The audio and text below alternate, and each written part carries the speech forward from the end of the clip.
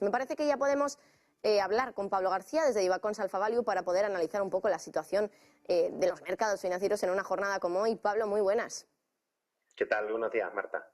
Bueno, como decía, mercados en signo mixto, confundidos incluso, entiendo, porque claro, al principio de este año ya se descontaba pues que la desinflación estaba aquí, que iba a haber aterrizaje suave, que los bancos centrales, bueno, lo más duro quizá ya había pasado, pero a lo mejor parece que no, ¿no, Pablo? Lo que estamos viendo es que de nuevo la retórica o la narrativa de los mercados ha vuelto a ser la de quedan más subidas de tipos, mucho más tiempo de estar en esa tasa terminal y una tasa terminal incluso por encima. ¿Cómo ves un poco la situación ahora mismo en mercado? Pues así es, Marta. Yo creo que el mercado, bueno, diciendo el mercado no sería correcto. El mercado europeo está cotizando el mejor de los escenarios posibles, lo que llamamos el best case escenario. Es decir, que todo iba a funcionar pues a pie juntillas con lo que se preveía hace tan solo 2 meses. Pero eso no está ocurriendo. La inflación se está anclando. Para muestra un botón. A veces obviamos los datos que hemos conocido en febrero de los IPCs. España en el 6,1, subiendo desde la tasa anterior, pero con una tasa subyacente preocupante del 7,7, con esa inflación de segundo orden. Alemania 8,7, Italia 10,7, incluso nuestros vecinos británicos en el 10,1 o Estados Unidos que por primera vez en 7 meses pues tienen una tasa de inflación que cae en su crecimiento de precios, índice general de precios, pero fue peor de lo previsto, ¿no? Es decir, tenemos una situación todavía compleja en la cual ya no podemos echar la culpa a los precios de las commodities, es una inflación que se está anclando. Pero esta vez yo he comentado muchas veces, ¿verdad?, con Eva, que había las mentirijillas del señor Powell, las mentirijillas de la señora Lagarde desde hacía un año, pero en los últimos meses eso no es una excusa. Los bancos centrales están contándonos la verdad y el BCE nos está diciendo vamos a subir los tipos 50 puntos básicos más en la próxima reunión del 16 de marzo. Estamos en el 3%, el Euribor se nos ha ido al 3,5%, es decir, es que la situación sigue siendo compleja. Y en Estados Unidos, como bien decías, la tasa terminal, como bien apuntaba en su momento Bullard o incluso Jimmy Dimon, el CEO de JP Morgan, pues apuntan ya al 6%. Se ha desterrado la idea de que en este año, algo que no compartíamos, iba a haber recorte de tipos en la segunda parte del año en Estados Unidos, incluso al final del año, el consenso preveía que iba a haber recorte de tipos en Europa, algo kafkiano con este entorno de no control de la inflación. Es decir, ha sido más un querer ser que la realidad del control de la inflación. Así que con estas tasas que cuadruplican los objetivos de inflación del 2% a largo plazo, los bancos centrales solo le queda una opción, subir más los tipos de lo previsto. Pero fíjate, Marta, comentaba que los mercados, ¿no?, que habían reaccionado. A ver, los mercados europeos, el Eurostock está subiendo en el año un 11,13%. Ahí es donde está quizá la sorpresa, porque tenemos a un Dow Jones, quizá algún telespectador no lo sepa, pero es que está negativo en el Year to Date. Es decir, en el año el Dow cae casi un 1,5% y el Pírrico más 2,9% del Standard & Poor's. Hemos visto un movimiento razonable de la divisa con un euro a 1,0639. Y además, los bonos, como vengo insistiendo hasta la saciedad, hoy el titular de nuestro diario también va al respecto, los bonos están adelantando muchas curvas. El boom se nos ha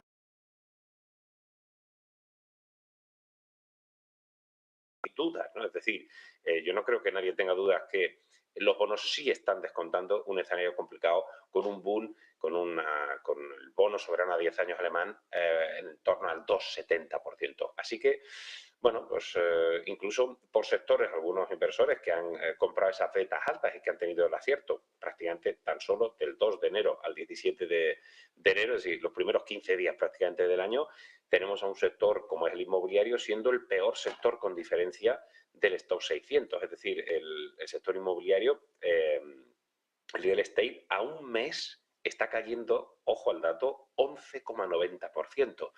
Es decir, cuando algunos analistas insistíamos no tiene ningún sentido que el entorno de tipos sea de continuar con las subidas y con esa política monetaria cada vez más restrictiva, que la renta disponible para el consumo y, por supuesto, para el sector inmobiliario, pues ese optimismo que veíamos al principio del ejercicio no se entendía. Y los siguientes van a ser previsiblemente las compañías del sector de consumo, digamos, cíclico, ¿no? Pueden ser autos o pueden ser los retailers, que habían empezado el año muy bien y las perspectivas son malas.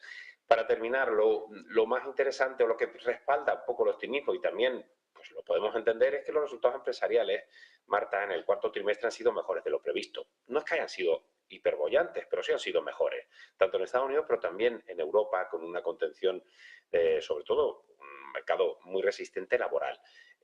Bien, pero estamos hablando de resultados de octubre, que ya parece que queda muy lejos, a diciembre, es decir, lo que nos viene ahora debería ser de caídas, ¿no? Ya hemos visto algunas compañías siendo mucho más conservadoras respecto a sus expectativas. Insisto, best case escenario, si hay algún problema geopolítico nuevo sobrevenido en el mercado energético, una Europa tan dependiente como demostró el verano pasado, con esos multiplicar por 7 los precios del gas, que se lo digan a los alemanes, etcétera, podríamos tener un susto importante esta primavera. Así que hay que ser, digamos, conservadores con esas betas altas que iniciaron el año con tanta fuerza. Bueno, por cierto, Pablo, también hablabas en esta primera respuesta sobre la inflación, ¿no? Y sobre los datos de inflación que hemos ido conociendo estos días. La española, que ha decepcionado, la francesa, decepcionado también, la alemana ayer, lo mismo, aunque es cierto que no subió respecto al mes anterior en términos generales anuales, sí que es cierto que se quedó en el 8,7, se esperaba que bajara al 8,5, subió, subió no, se mantuvo hasta el 8,7%. Hoy vamos a conocer inflación europea, inflación de la eurozona, concretamente a las 11 de la mañana. ¿Qué es lo que podemos esperar? Porque, claro, decías que el mercado europeo está descontando el mejor de los escenarios, pero es que es ahora, en Europa, donde estamos viendo que la inflación no está bajando como pensábamos que iba a hacerlo.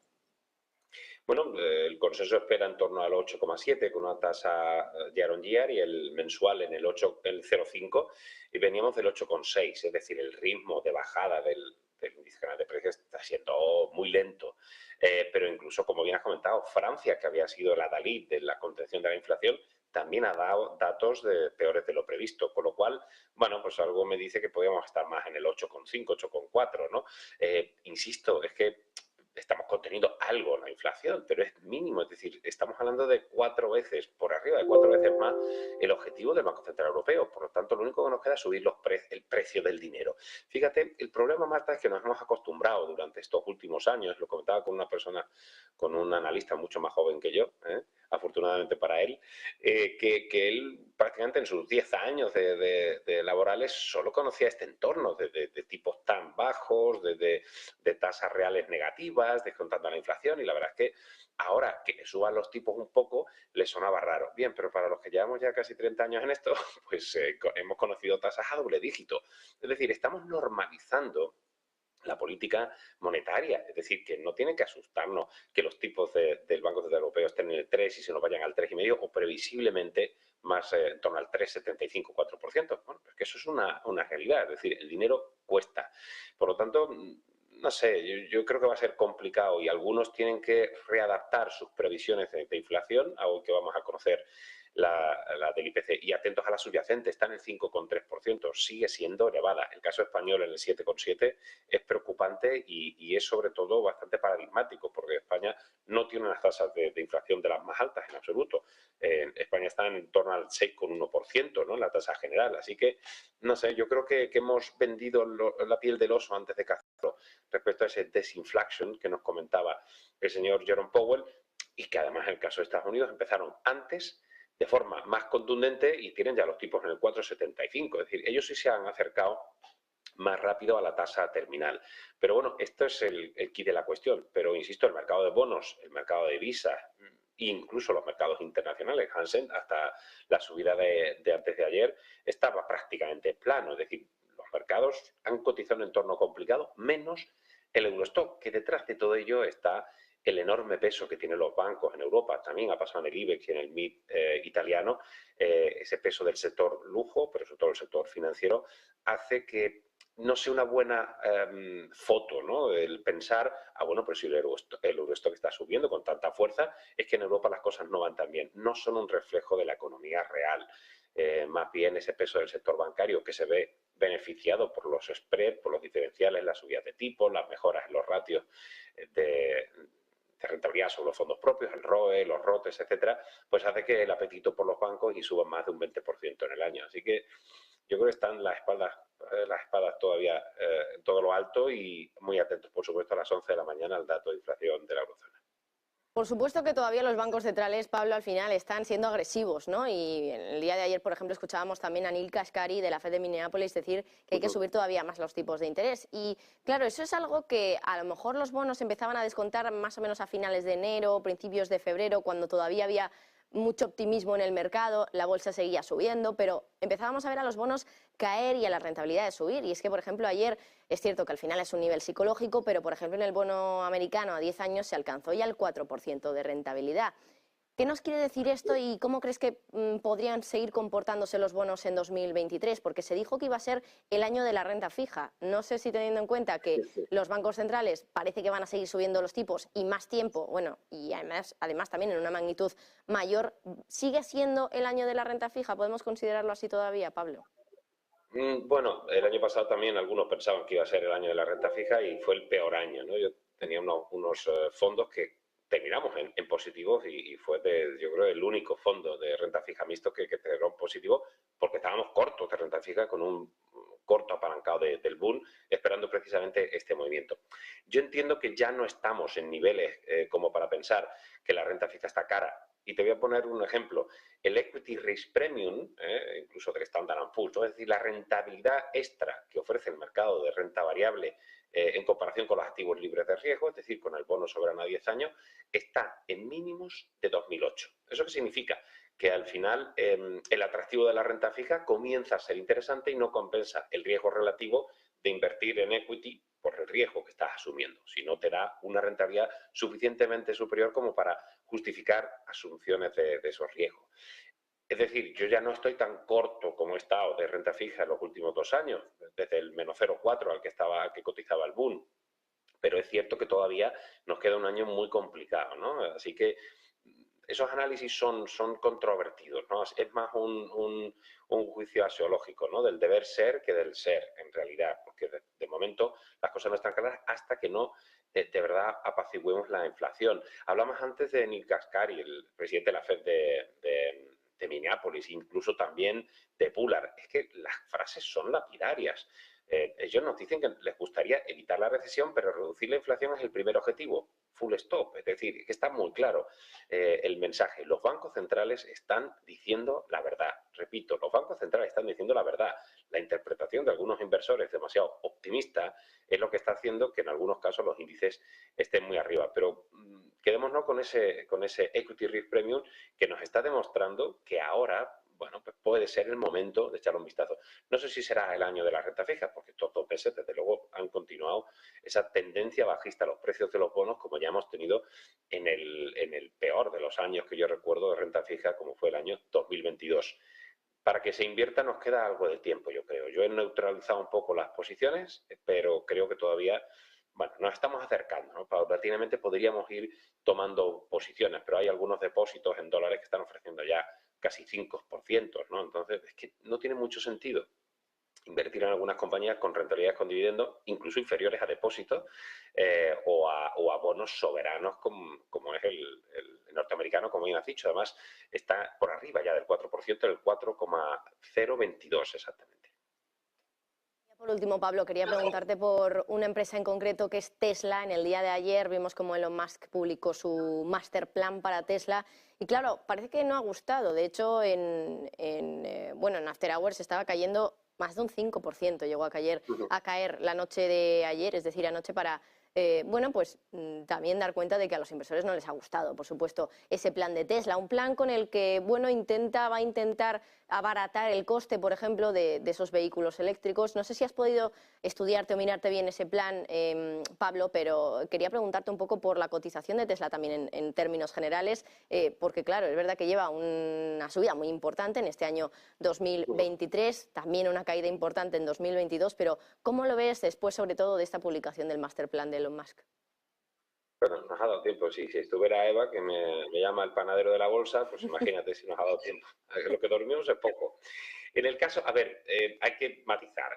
Tesla lleva un year to day, lo estaba comprobando ahora, un más 64,61%. Que caiga en este market un 5% parece también una toma de beneficios. No obviemos lo que ha pasado con NIO, que está cayendo con fuerza, y todo el sector de vehículos eléctricos está teniendo, ayer tuvo una sesión bastante aciaga y lo está prolongando también en el mercado asiático. Es decir, que, bueno, podemos también achacarlo a eso. En el caso de Tesla, el anuncio de la fábrica de México es positiva, ¿no?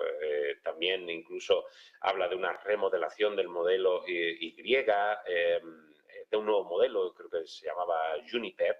Es decir, bueno, digamos que sigue siendo pionera, pero hay algo evidente, la cuota de mercado de Tesla está cayendo. Yo siempre insisto en que pensar que Tesla iba a tener esas cotas de mercado a largo plazo era inviable, porque es pensar que el resto de fabricantes de automóviles no hace el agua con un canuto, ¿no? Es decir, sí, y Volkswagen está haciendo vehículos eléctricos muy interesantes y el resto de marcas, ¿no? Así que la competencia cada vez es más dura. Tesla está bajando los precios, como sabemos, y eso significa pues que tienes que atraer a tus compradores, ¿no? Con precios más atractivos. Pero Tesla sigue siendo una compañía puntera en su sector, pero va perdiendo un poquito digamos, de pujanza en términos relativos. Pero la caída de hoy, después de esa evolución tan extraordinaria, de lo que llamamos de ejercicio, bueno, hay que matizarla con un tema sectorial, esos resultados de NIO que nos han gustado y esas caídas generalizadas de las compañías de vehículos eléctricos. Pablo García desde IVA Conserva Value, como siempre, muchísimas gracias. Un placer, gracias a vosotros.